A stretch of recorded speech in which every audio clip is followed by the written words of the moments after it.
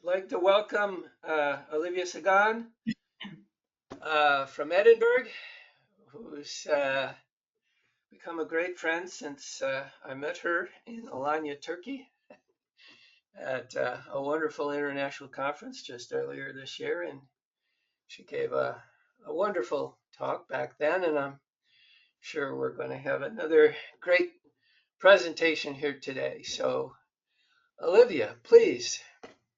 Great, thank you very much, Carl. Good to be here with Carl and Julie. Okay, so my name's Olivia, and I'm a professor of psychology at Queen Margaret University in Edinburgh. And I've been researching the subject of loneliness for quite a long time, and I tend to look at it from the phenomenological point of view, and not just the psychological point of view. So I have a number of interests, and one of them is the role of art making in loneliness and indeed social cohesion, which is what I'm going to be talking to you about today. I've got a lot to pack in to this rather short session, so I'm going to invite you all from the outset. Please do email me at some point if you have questions, comments, if you'd like to collaborate on something, if you have things that you just want to discuss with me, or a little bit of a mind play on the subject of loneliness and art making. You'll have my email address, so please just do get into contact, because I can't be there with you in person for all sorts of life event reasons today. So I'm going to kick off with the subject of loneliness, social cohesion, and the role of art making today. And please do excuse me, I'll be looking away from the screen from time to time because I am referring to a paper which is under review at the moment. And because it's under review at the moment, I'll be especially keen to get your thoughts on it at some time in the future. So, interest in the social sciences in rising rates of loneliness, according to Jest and colleagues, runs parallel to an increasing concern about weakening social cohesion, which is typically seen as a desirable feature of a social entity, i.e. a community or society. And it's also a feature that is currently deteriorating, according to a raft of writers, for example, Wilkinson and Pickett in 2009, and the Council of Europe as well in 2005. Both loneliness, increasingly recognized as a critical public health issue, and diminished social cohesion are regarded as posing threats and risks to well-being, with both phenomena complexly entwined with trust, according to Nyquist and colleagues in 2016, and also agency, according to a number of other writers. Opinions are divided and numerous on how to alleviate loneliness and build social cohesion, and there is some coalescence around claims of the possible contribution of art making to both warding off loneliness, according to, for example, Perkins, and to building social cohesion, according to Wally and colleagues from 2002. But evidence is as yet inconclusive. This talk today draws on the work of Hannah Arendt, the political philosopher, and contemporary readings of her theory of loneliness to frame why and how art making can be efficacious and why it should play a central role in community building rather than being relegated to a peripheral desideratum. Drawing on the reanalysis of data from 2 studies on community arts activity, my talk today will explore how the inter and intra-personal processes of being seen and showing can alleviate loneliness and strengthen agency and social cohesion.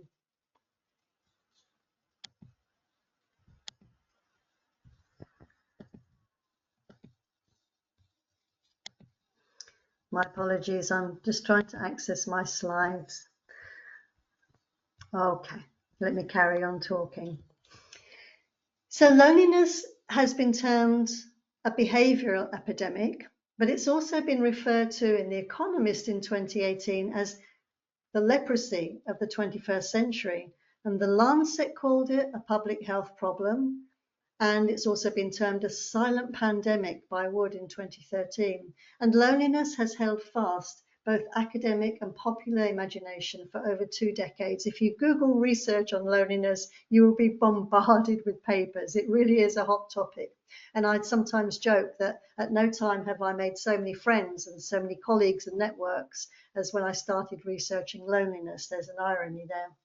It's regarded as an international public health issue, for example, by Gerst Emerson and J. Wardhana, and loneliness health policy and interventions are being developed at pace, despite notes of caution about these from, for example, Akhtar Khan and his colleagues in 2020. Social isolation and loneliness are recognized as priority public health policy issues for older people by the World Health Organization in 2021, and a systematic review of 2022 found evidence of problematic levels of loneliness, quote, experienced by a substantial proportion of the population in many countries. That's according to Surkalim and colleagues in 2022. There are, however, some observable limitations in the loneliness literature. Loneliness discourse invariably positions loneliness as a personal failure, depoliticizing the contemporary conditions of loneliness and overlooking its relationship to social cohesion and emerging societal trends. Its medicalization, according to McLennan and Lajicek, further impedes the awareness that public health problems require robust, integrated, and holistic approaches. The foci of studies that locate loneliness in the personal failings of the person, framing the experience as, quote, the antithesis of happiness, according to Carroll in 2013, contribute further to a narrative that leads to self-stigma and withdrawal, precipitating further loneliness. Positioning loneliness as something shameful and potentially pathological, we sidestep or overlook loneliness as a socioeconomic problem, as pointed out by Pinkart and Sorensen in 2001. And this helps us to avoid recognizing that loneliness, as pointed out by Hari in 2018, flows from, and I quote, multiple types of disempowerment. Lacking too is research unearthing the direct impact that poverty has on loneliness and its association with health behaviours across the life course and indeed wider socioeconomic factors, as pointed out by Lee Hunt and colleagues all the way back in 2017. There are other problems with the loneliness literature too. Much loneliness research reproduces unwarranted age stage stereotypes, presenting it, quote, as an unproblematic concept that is universally understood and experienced homogeneously. In the main, it overlooks the potential role of social contagion as well, according to Fowler and Christakis. And current definitions and measures of loneliness are also said to be inhibiting the revelation of cultural context and heterogeneity, according to Van Staden and Coetzee in 2010. As relatedly, it has been noted that there is limited research on loneliness amongst minoritized communities, as well as amongst populations with severe mental illness and people living in poverty. The metrics of loneliness themselves are therefore being questioned, with calls for the field to be more granular in its understanding of loneliness and in our understanding of the rates and drivers of loneliness in different populations and its effect on health and well-being and indeed evidence of effective interventions. Work that engages with alternative readings of loneliness, offering more textured inquiry into what a meaningful life consists of with regards to our relationship with others, is also limited despite the centrality of loneliness to philosophy, as demonstrated by wonderful thinkers such as Miskovovich in 2021.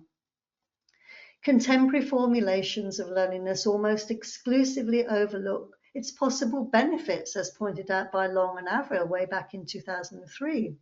And views from philosophy that contribute to the subject of loneliness by big names such as Merleau-Ponty and Heidegger, or later philosophers such as Mustakas and Erich Fromm, are seldom referred to, so we miss this entire philosophical layer of our understanding. Social science is thus missing out on inquisitive philosophical understandings of loneliness and its relationship to social cohesion, and this would enhance our knowledge base on the subject. Psychoanalytic theory, too, long preoccupied with the subject of loneliness, which is, and I quote, one of its core components, according to Willock in 2012. It's frequently neglected.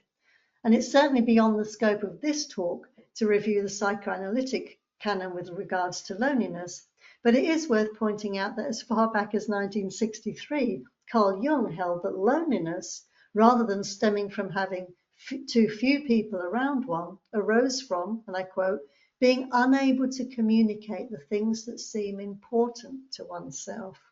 I'd like you to hold on to that quote of Jung from 1963 because it's relevant. And he preempted powerful contemporary formulations on the role of epistemic trust, as explored by Leutjen, Campbell, and Fonagy in 2019. Psychoanalytic thinkers have also stressed the developmental value of nurturing the capacity to be alone, famously put forward by Winnicott, and also Melanie Klein's poignant theories of the roots of loneliness, suggesting a creative rather than utterly destructive side of the experience. Aside from omissions of philosophical and psychoanalytic understanding of the phenomenon in much loneliness research, a view of loneliness that harnesses a perspective from political science is also limited, despite a surge in interest in questions of loneliness within that discipline. This tendency has downstream effects, contributing to trends of personalizing, medicalizing, and pathologizing human experience. Becker and colleagues from 2021 urge that when we frame loneliness, we, and I quote, need to be mindful of the fact that its causes can be political as much as social and psychological. A historic view, too, would help us see loneliness as an inevitability in post-developed society, where more individuals live alone, age alone, and die alone, as put forward by Nelson, Becker, and Victor in 2020, much as a result of populations having more choice, especially within the global north.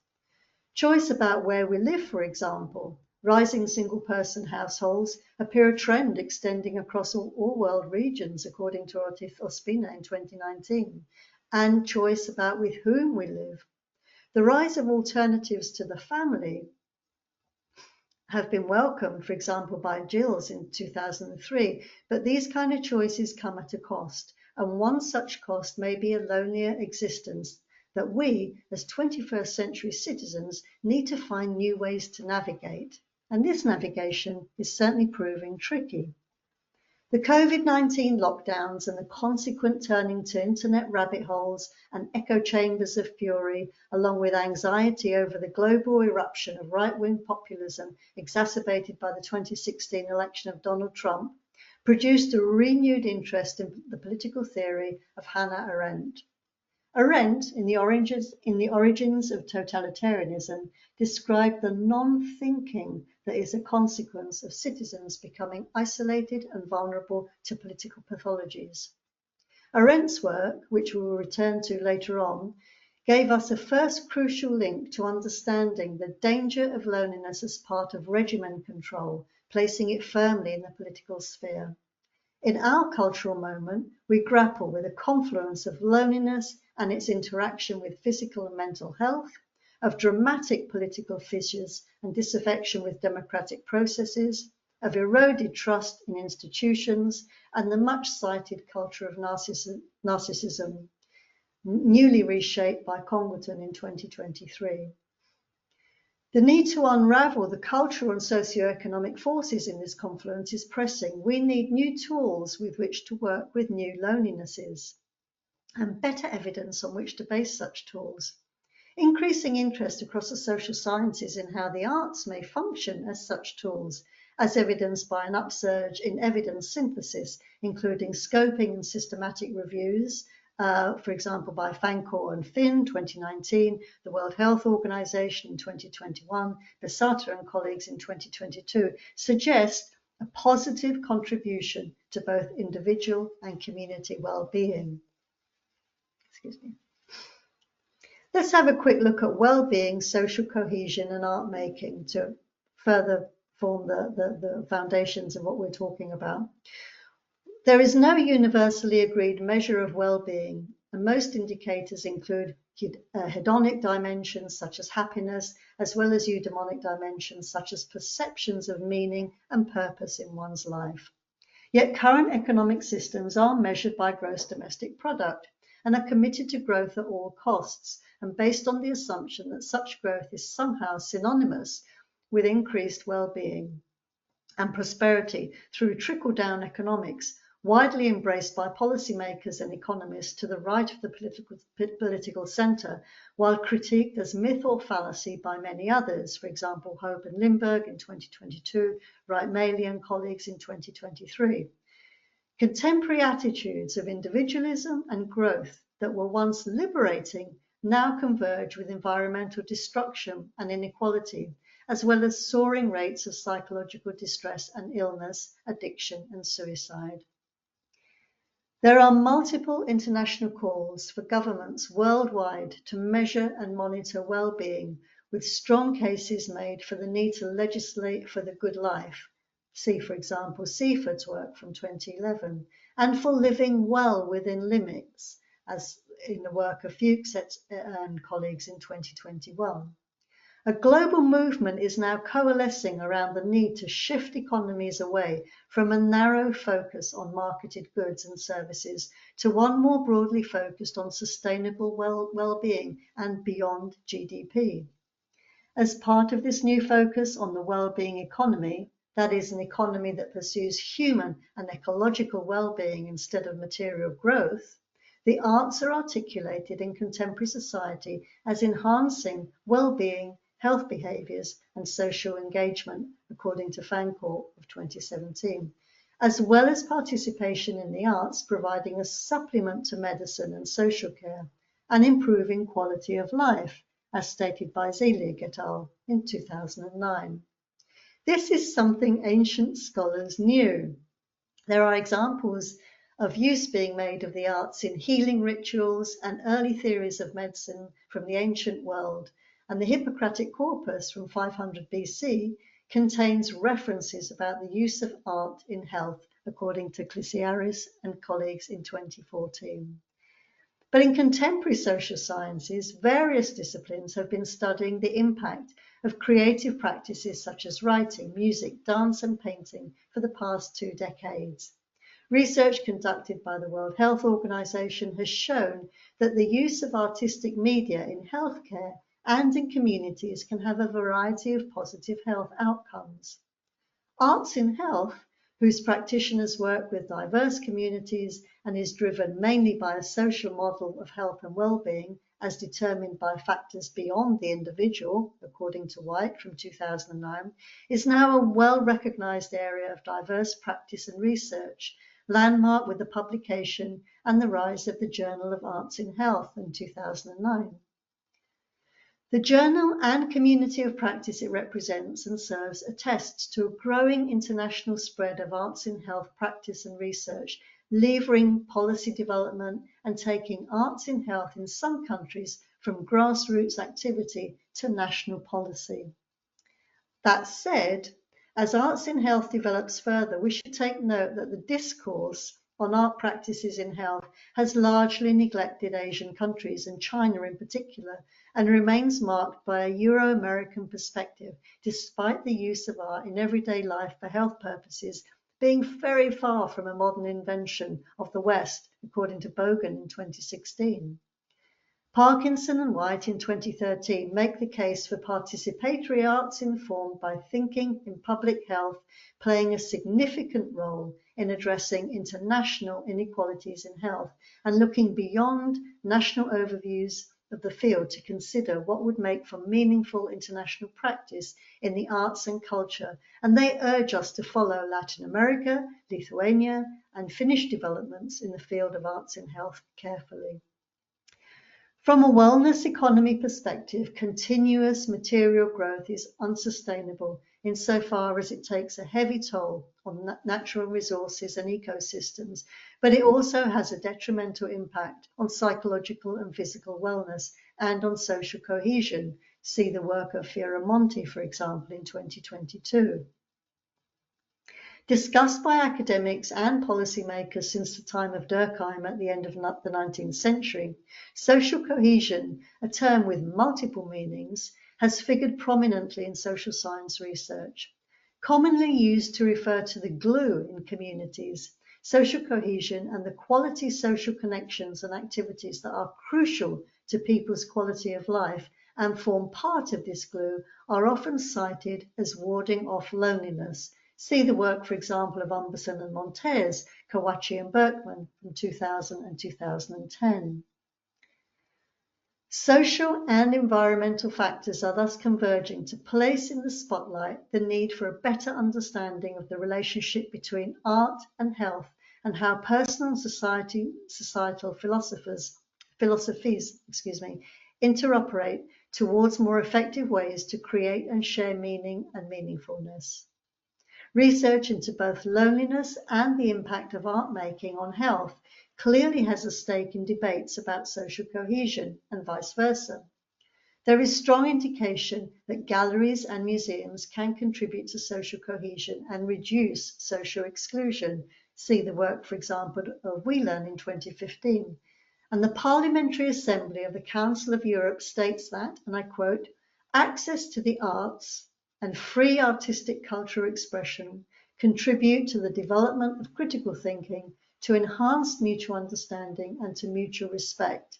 Thus, they contribute to reinforcing democratic citizenship and social cohesion. That's from the Council of Europe in 2016. But it is less clear how art making can help ward off loneliness and strengthen social cohesion, despite the common sense appeal of making friends while being part of an art group, as the same could be said for any group activity. The remainder of this talk today, therefore, contributes by focusing on how art making itself can contribute to social cohesion and a lessening of loneliness, referencing the viewpoint of Hannah Arendt and contemporary readings of her work. So I'm just going to move on to talk about community art making, loneliness and social cohesion to move us through to the data. Art activity commonly falling under the umbrella of community arts, and that's a contested term, has been cited as providing activity through which both bridging and bonding, connections among individuals, social networks, and the norms of reciprocity and trustworthiness that arise from them, core to social capital, thanks to Putnam in 2000, and more broadly, social cohesion can take place. So we have this bridging and bonding activity at the same time.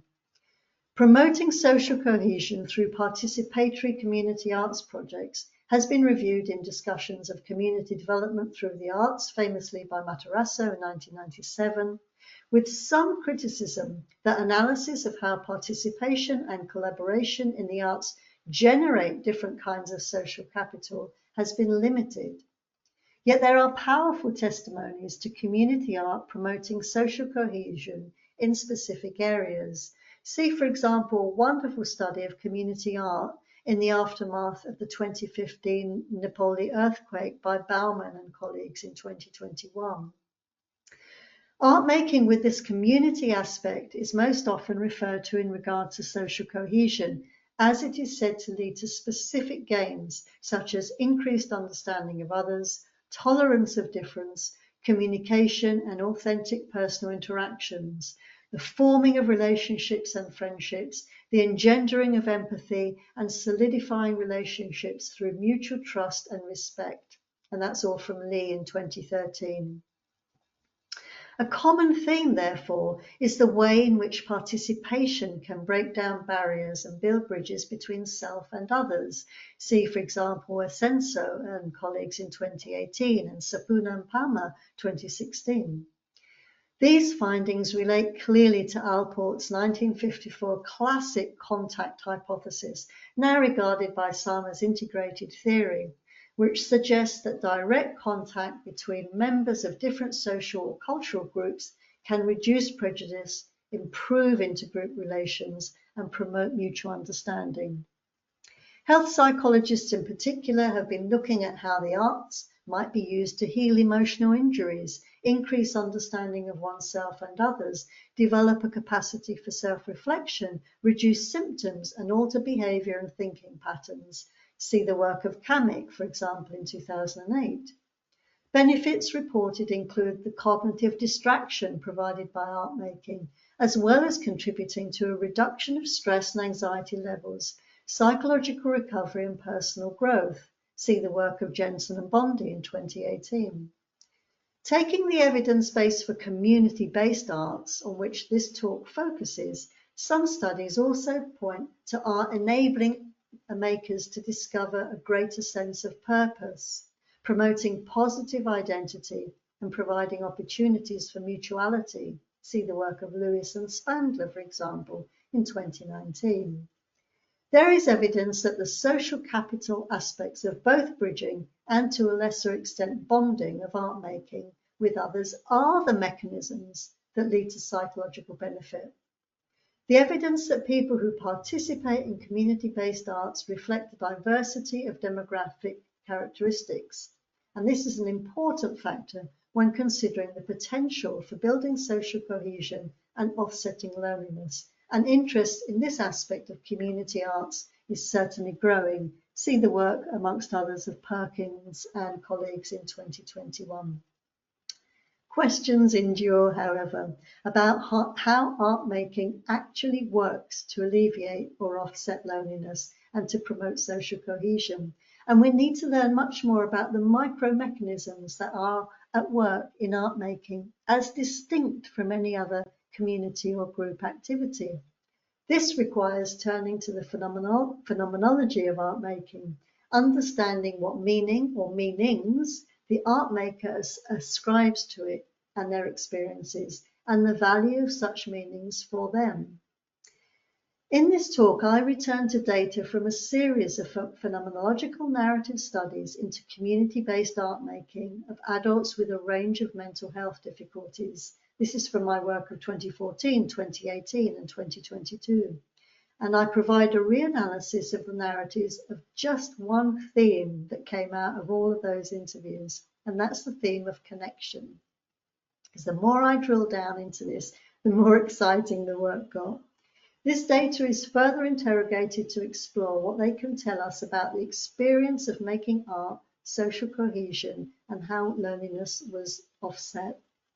The discussion then draws on the work of Hannah Arendt and a contemporary reading of her work by Sarah Lucas from 2017, through which even more light can be shone on the isness, as Finlay from 2014 called it, the isness of making art and the social ramifications of this.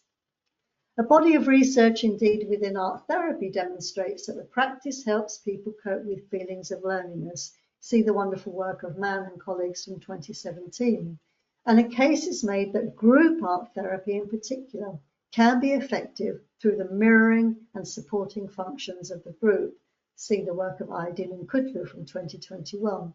Now, notwithstanding its very clear value, art making within a clinical context has been criticised for its foundations in Eurocentric, cisgendered, heteronormative and patriarchal theories of human development, although work is well underway to upturn this. Turn to the work, for example, of Eastwood from 2021. Yet the overt or covert asymmetric power relations argued to exist in therapeutic contexts, their relative limited accessibility and cost, the presence of expert and interpretive clinical dimensions of the work, aside from the different physical contexts, are some of the factors that make the experience wholly different to art making in community contexts, which is the focus of my talk today. And therefore, art as therapy in a clinical domain is not further discussed in this particular talk. There are several studies exploring how art works to build community and social cohesion, much of it drawing on Putnam's social capital theory. Look at the work of Rugg and colleagues from 2021, and the characteristics of the kinds of activities participatory arts appear to generate, such as bridging and bonding. Most studies point to the solidarity of making art with others, the camaraderie, the sense of belonging and safety, and the good feelings factor. None of these findings are refuted here. Community activity and access to it in all its forms is a foundational tenet and foundation block of democracy and has numerous links to well-being. This talk, however, goes from the broad socio-political context outlined up until now in this talk to hone in on the minute, the phenomenology, as narrated, of the encounter with making art, the actual encounter of making art. In doing this, we show the small but vital calibrations in experience that occur to enable the art maker to move from showing oneself through one's work to being seen, gaining a sense of agency, and generating, I quote, more relational outcomes, friendship, empathy, mutual trust, and mutual respect, drawing on the work again of Lee from 2013. And then this talk will circle back from the minute back to the broader societal context again. The two studies drawn on in this talk were part of a series of phenomenological narrative studies into art making. So it's not the product, it's the art making in community settings of adults with a range of enduring health difficulties. The exploration of lived experience was paramount, and participants were encouraged to refer to examples of their art if and when they felt this aided the conversations. These conversations, while free associative a la Holloway and Jefferson in 2000, maintained a structure and a purpose with regards to Cavalli in 2009, and ethical approval was granted by the host university. Further consent was given for this reanalysis on the basis of all data remaining confidential. The original data totaled approximately 50 unstructured biographical interviews. Most of these were audio recorded, but some were audio visually recorded if participants wanted to refer to their artwork and have them and the work visible. This culminated in a film which is still available on the internet. In some cases, only the artworks are visible with the speaker off camera throughout. An archive of images was also collected, but these play no part in this particular reanalysis.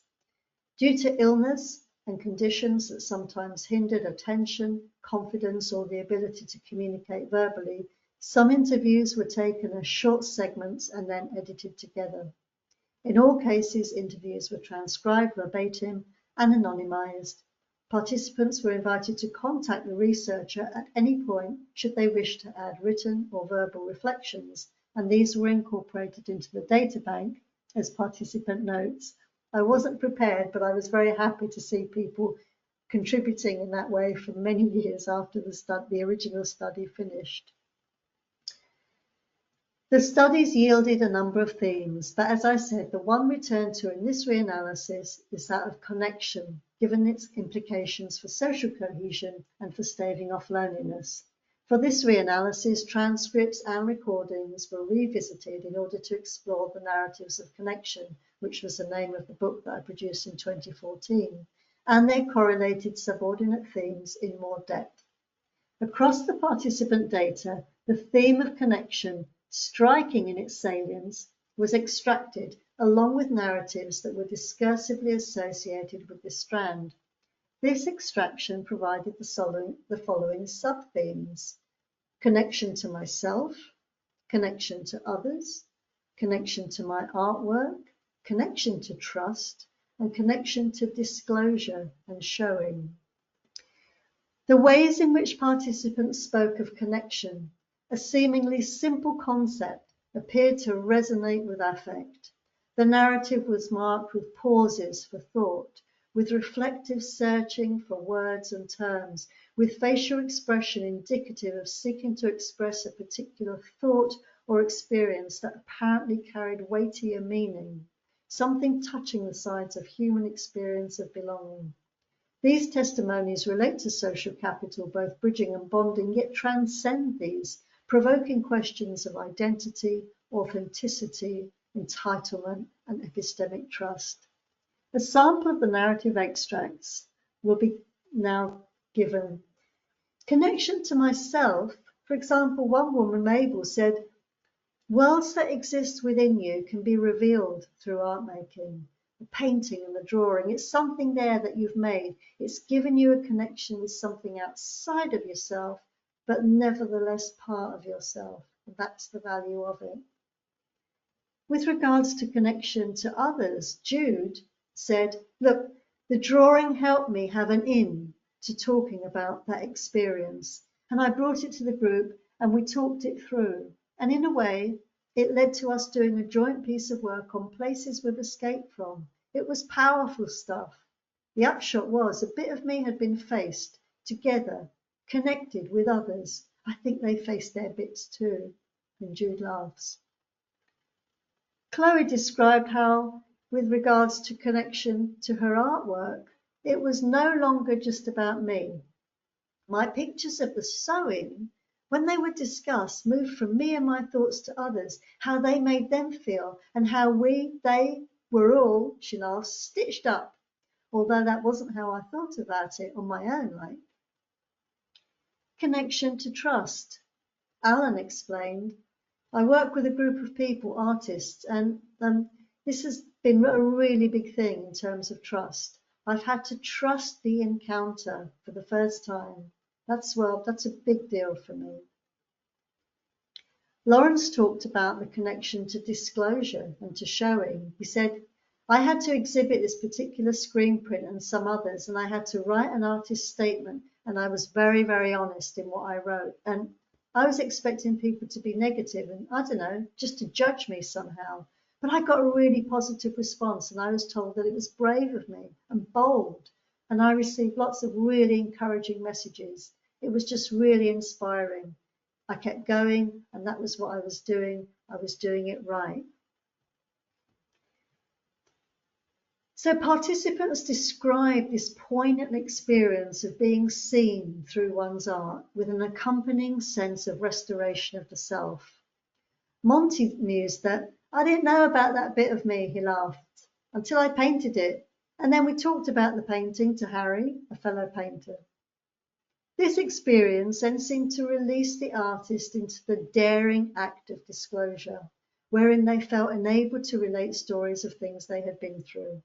Disclosure moved some onto the formal display of one's work, which for some artists like Tilly was, she said, worse than standing in the nude.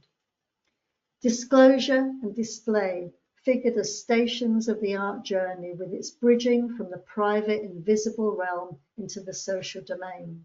For many artists, this disclosure and display element of art making galvanized. As Birdie put it, once it's out there, you've got to stand by it. There were many references to feeling shame, fear, but then pride. What is notable in narratives about gaining confidence to show oneself, one's work, and the relationship between that act and feeling seen is the emergence of a sense of play, a dialectic between the art maker and their relationship with themselves, their relationship with the art that was made, the talking about both it and the self with others, the showing and displaying of self and the work, and crucially, the feedback on what was experienced and spoken of as validation through connection. This feedback was not necessarily spoken of in terms of technical mastery, but in terms of validation and reciprocity. This was experienced as a crucial benefit of art making. Aisha herself noted that what was so potent was the acknowledgement, and I quote, that you are a person, that you exist, that your feelings, your thoughts, your stuff that you've been through, they count. And Gabby said, there was just this spark. I showed, I talked, they listened, they saw me. Fucking hell, it was magic, mate, proper magic. End of quote. The following single related themes of connection is now focused on with two sub-themes pertinent to this talk, and I am working towards the end of this now. Connection to myself and connection to others, which came across very strongly. In each study, people spoke about the relationship between art making and mental well-being.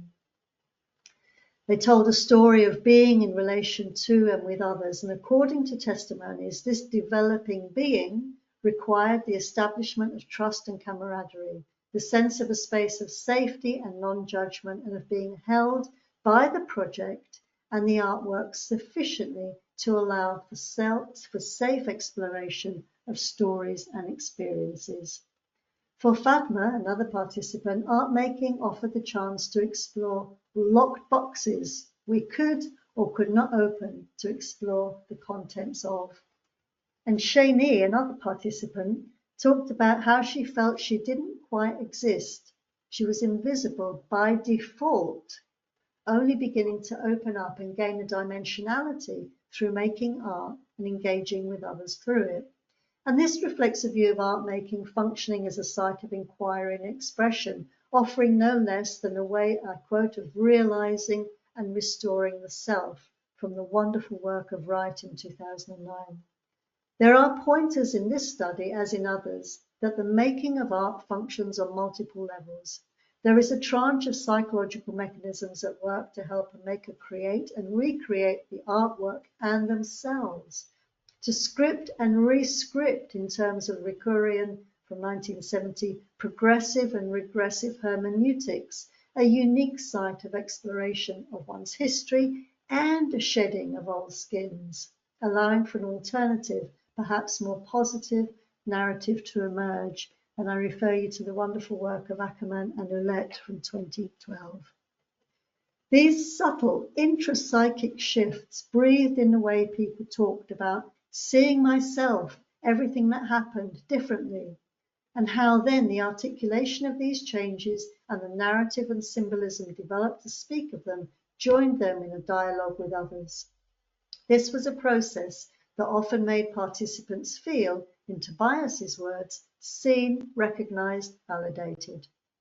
Art making, especially with others, becomes a powerful way into mattering, and that word is used from Lamont in 2023, mattering, through the power of recognition, as of recurring 2005.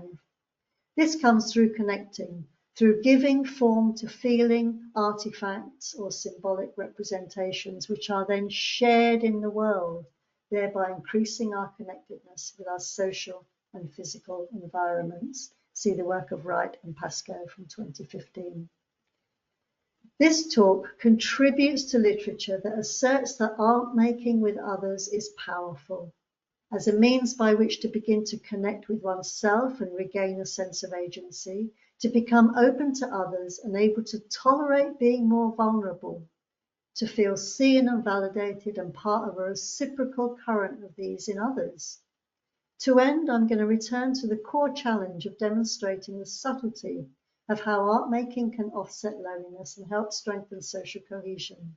The ideas of loneliness, first propounded by Hannah Arendt and then taken up by Sarah Lucas in 2017, who introduces the concept of ontological agency with regards to Arendt's work, are briefly discussed. The concept of agency raises at core two questions. Who's got it and how does one get it? For Arendt, one means of agency is by acting together. When people act in concert and create a common world, we develop a common language and understanding. That's from Arendt in 73. This enables us to make claims about our human and political rights. In this construction, people gain agency through the power of recognition, through seeing and being seen, a point that has clear resonance with the narratives above. For Lucas in 2017, reading Arendt, appearance in the world is a form of agency. Loneliness, conversely, is the failure to appear as a self in the world, a point which echoes the testimony in the study I have referred to about the perceived invisibilities of self, particularly as epiphenomena of long-term mental illness. The ontological challenges posed by Arendt and extended by Lucas speak to observations of the multiple malaises of neoliberal democracies, which are the subject of analyses across the social sciences. See, for example, the work of Jetton and colleagues in 2021. Heightened individualism, disintegration of trust, surging inequality may, in no small part, be contributing to feeling not seen and to experiencing, in an Arendtian sense, a loss of world. That's from Arendt in 58. As argued by Necker in 2021, also reading loneliness through an Arendtian lens, and I quote, loneliness as a phenomenon emerges whenever there is a lack/absence of a tangible common world and connectedness. The rise of political movements seeking to capitalize on widespread feelings of powerlessness, political disenfranchisement, and loneliness chime with Arendt's earlier analysis. Perniciously, in loneliness, in the Arendtian scheme, we trade our capacity to think for rhetorical and performative speech, and this barricades any thought, further frustrating communication with others, with ramifications not only for social cohesion but for democratic processes. Not for nothing did Damon Linker in 2021 suggest that if loneliness worsens, it could lead to increased political polarization. But the effect is bidirectional. Loneliness can stem from polarization, but it also indicates and forewarns of something going wrong in the political domain, as described by Necker in 2021. For Lucas, the capacity to appear as a unique self in the world is intersubjectively constructed in and through relationships with others. The experience of being seen and recognized as part of a shared something ushers in a sense of collectivity and agency, and we have some means by which to begin to notice the link suggested in this talk between making art, the development of agency, amelioration of loneliness, and social cohesion. A further link will also have been forged to work in the medical humanities, for example, by Peter Fonagy and colleagues in 2015, which points to the importance of epistemic trust, by which an individual or group of individuals can trust social sources of new knowledge in counteracting loneliness. Research suggests that it is the quality of our relationships that matters in supporting us to feel seen, validated, and not alone. And daily local microtransactions act as anchor points to root us to a sense of belonging and worth. This may explain the patchy evidence of efficacy for some loneliness interventions that assume glibly it is meeting people that offsets loneliness, and why development of clearly defined loneliness interventions, high-quality trials of effectiveness, and identifying which approaches work best for whom is required. End of quote from Mann, 2017. It is also important, as this talk has endeavoured to show, that we continue to develop interdisciplinary probes of loneliness. Art making accessibly, equitably, safely, in a localised and inclusive setting that affirms the we paradigm of creativity, as referenced by Tangard in 2020, has been shown to nurture quality interactions between people. It is a vital force for agency, social cohesion, and offsetting loneliness. This has clear implication for those of us working in clinical and community practice who have recognised the importance of our well-being and flourishing and of human connection with others. I end my talk there. I have thrown out many references. If anyone wants to know the full reference list, please just contact me. But I thank you for your attention and for bearing with me through that whistle-stop tour. Thank you. Thank you so much, Olivia. Incredibly comprehensive, sweeping. I'm sorry about the slides. I couldn't get No, my that's quite all right. It really sorry. incredibly comprehensive, sweeping, broad, connecting so many different concepts and ideas from so many different aspects of life. I wrote a whole list of questions because these are really big, important, challenging issues and concerns when it impacts whether people live under fascist dictatorships or true democracies. So let me just pick out some of my questions, which can be summarized with the single word numbers. So let's focus on numbers. Unfortunately, the reality is that when school districts cut budgets, one of the first things that school districts cut are arts, music, and dance. Yep. So what are the numbers there? Another numbers question is what new collective community social or public health metrics are under development or being evaluated Mhm. to address these concerns about loneliness versus social cohesion. My third question about numbers is probably the most important one because the world we live in now is driven, consumed by power and money. Mm. So if something is not monetized, Yeah. it's probably not going to get any movement. Mm. And if we want movement on addressing these problems and challenges, we're going to have to find a way to monetize it. Because if we can find a way to monetize it, then we can circle back to offering rationales to school districts. Please do not cut the art, music, and dance budget, etc. So, there's a circle of ideas Mhm. Mhm. summarized by the single word numbers. Please, your Yeah, well, discussion. you've asked me my least favorite question because A, I don't have the numbers to my fingertips, and B, I don't trust the numbers anyway, because you and I will both know that numbers can speak for all sorts of things. There's uh, but one thing I can say very, very surely and with great certainty, as I'm sure you can appreciate, is that the welfare state is in retreat. It's in retreat in the UK.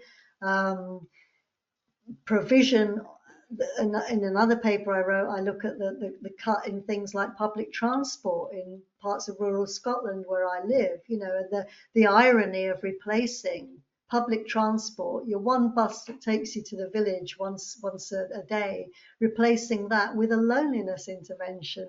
And I've spoken to many people in the aging population in rural Scotland who will say, I used to go and have social connections once a week when there was a bus that I could take me to the village. So the irony of cutting back on such services such as community centres, arts, community arts, localised bus services, creches, all the irony of cutting those back and then replacing them with so-called loneliness interventions just baffles me. That the utter stupidity of that situation. So in terms of numbers, all of those services are being cut in the UK, from which is the country I can speak with the most authority, at a time when there is greater need for those services. With regards to your question about monetizing stuff, this is really, really interesting because studies that evidence symptom reduction, for example, as a result of making art, can get quite good funding. And studies that have been able to evidence a reduction in visits to one's doctor as a result of community or art making have also been lauded and awarded great recognition and funding. So one way of monetizing what we do, and I'm at pains to say this as a phenomenologist, is by tracking people's symptoms reduction as a result of this kind of intervention, tracking how many friends they now have, tracking levels of confidence, track it. And in that way, it becomes monetized in the eyes of policymakers because they can see a bang for their buck in terms of reduced wear and tear on public services. My worry about that is it's obviously a double-edged sword. A, it only speaks to one type of outcome, and B, I am loath to give policymakers any more evidence to cut back further because that is the kind of circular logic of the world that we live in. So I don't have the numbers to hand, Carl, I'm afraid, but I am very, very, very confident that community offerings and the welfare state are both in retreat. What there is also the rise of, and I'm not going to be too cynical about it because I think there's a place for it, is online and digital solutions.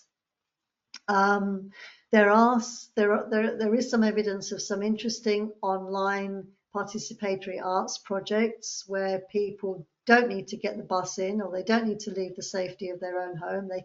They can contribute through platforms such as this and talk with others. So some of them are very formal online interventions, and some of them are less formal, kind of user-generated solutions. And I'm going to hold any judgment because it's too soon to show how efficacious those kind of interventions may be. But I see no reason for them to be to play a role in our world going forward in terms of engaging people in art making, talking about art making, and developing a sense of community. We've all had the experience, particularly since COVID, of developing any number of online communities, and I, for one, am quite comfortable with those. I know many people aren't, and there's quite a lot of pushback against online participation as a kind of health intervention. But I think we should maybe just give that a go, because there is room for any intervention that we can possibly develop. Thank you. Thank you. I know that the monetization question is a very difficult one that can be interpreted in a number of different ways. Yeah, But yeah, obviously, if we look at one of the other concerns, the medicalization aspect, I mean, big pharma, the pharmaceutical industry, is a multi-gazillion dollar enterprise planet-wide. So yeah. not everything can be medicalized and managed by giving someone a pill. So No, that's right.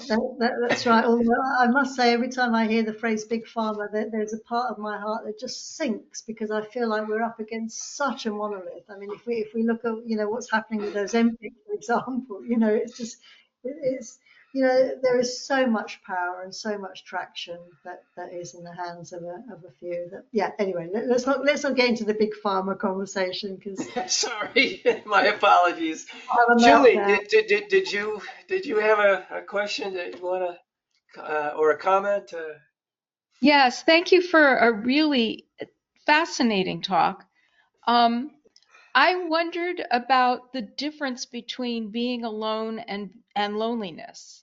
Mm, And I don't know in my mind that there's an equivalence, but there's an implication that if you are alone, then you must be experiencing loneliness. I've seen in my university, some of the loneliest undergrads are the ones who don't seem to fit in, even amongst, the 5,000 or whatever undergrads on campus. Similarly, I think that there are people who do well alone mm. and don't feel loneliness. So what do you think? I love this question. I love this question, because it's such a rich line of inquiry. So, loneliness research had quite a head of steam before people started putting up their hands and saying, hold on a minute, we're collapsing terms. We're collapsing loneliness, being alone, solitude, social isolation. We're collapsing a whole number of things. And the literature has finally really started kind of to extrapolate and to be a bit more specific. So, but I agree that there are all sorts of kind of Venn diagram things going on. So the first thing to cancel out is solitude, because solitude in most languages, because again there's a real cultural and international aspect to this, which is a great field of inquiry. In most languages, solitude has a positive connotation. So, in English, it tends to suggest creativity, reflection, chosen aloneness. So solitude straight away is a whole different ball game. You can definitely be alone without feeling lonely. Ask any introvert. The need, the richness of being alone for your average introvert is very, very real.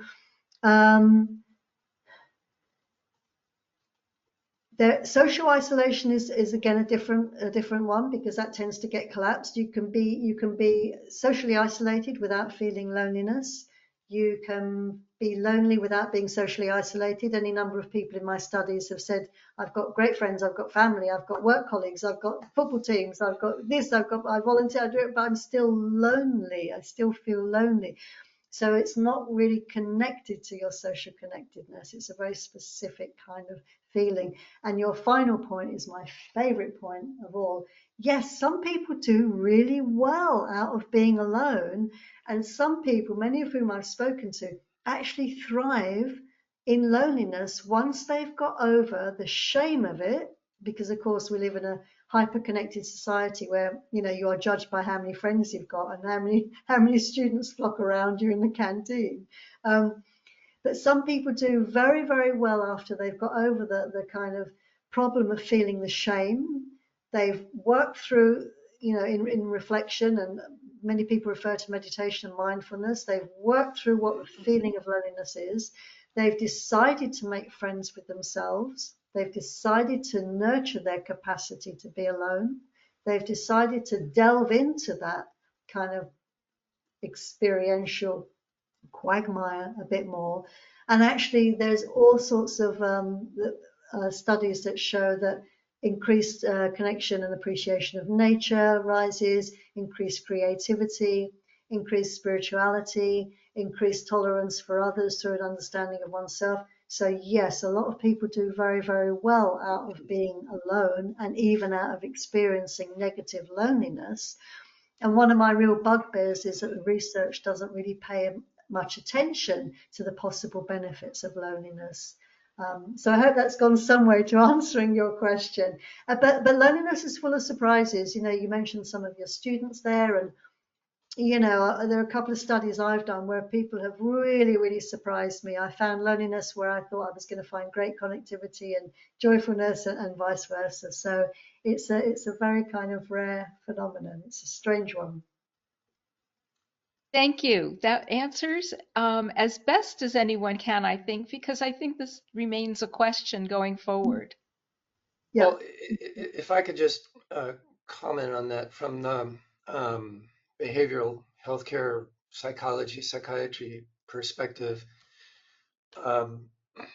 perhaps a good example would be the schizophrenic who chooses to be alone under the bridge instead of living in a board and care home with a dozen other mentally challenged, behaviorally challenged individuals.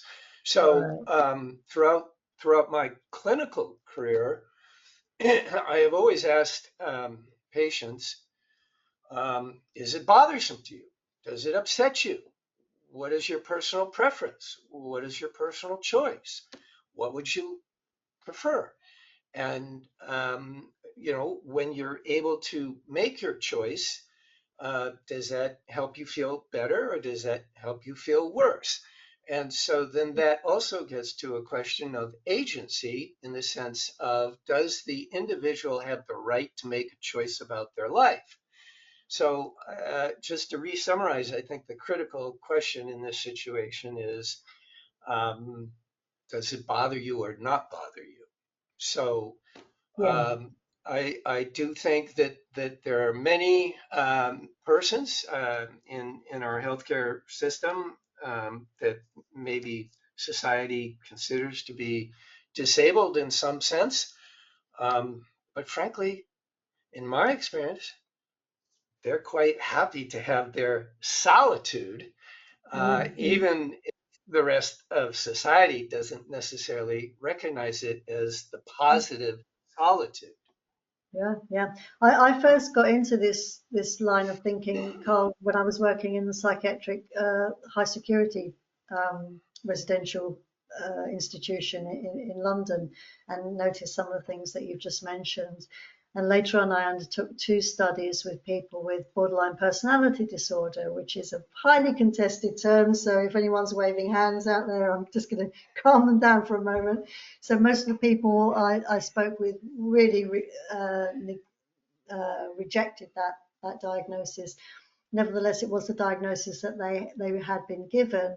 and I was interested in looking at loneliness as a particular hallmark of that disorder. And that was really interesting because some of the most harrowing descriptions of loneliness I came across definitely in those studies with people with this particular diagnosis, that utter kind of haunting kind of vacuum of self and a non-ability to connect with others and non-expectation of others being able to connect with you in any way. That it touches on epistemic trust as well. There's some studies by Fonagy that look at borderline personality and loneliness.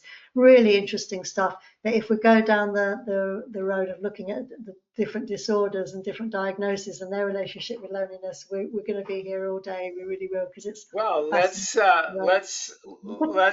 me propose then that we set up another webinar at some point in the future, yeah, where we can address this question in the for sure, context for of sure. I've emergency got some, psychiatry, forensic psychiatry, yeah, geriatric psychiatry, yeah. and if you prefer, in particular, I'll just refer to them generically as the cluster B personality disorders. Yeah, absolutely. But there are another group of people that I've been in touch with recently who self-diagnose as neurodivergent in Yes, various that ways. is the current popular term. Yeah, let's not go into the popularity of it right now, but that's interesting as well, because one of the first things that a colleague of mine said, there is nothing lonelier than being neurodivergent, because you know damn well no one else has got a clue what your experience is like. And I sort of counteracted that by saying, yeah, but you can say that for anything. You know, you can say that for, deep depression. No one else can understand your own deep depression. No one can understand any number of human. But she was adamant. She said, no, neurodiversity may be the site of the most enhanced, intense loneliness there is. But again, that made me think, maybe it is, and that's definitely an avenue worth exploring at some point too. Well, thank you so much. We're gonna call this session to bring this session to a close, and hopefully we'll be able to plan for further exploration of this That'd be amazing. That'd both be amazing. fascinating and challenging topic at another webinar in the future. So, Okay, thank you both but so much. It's been an absolute joy, and please encourage people to contact me whenever. I answer all my emails. Absolutely. Thank you. This was so interesting. Thank all you, right. Julie.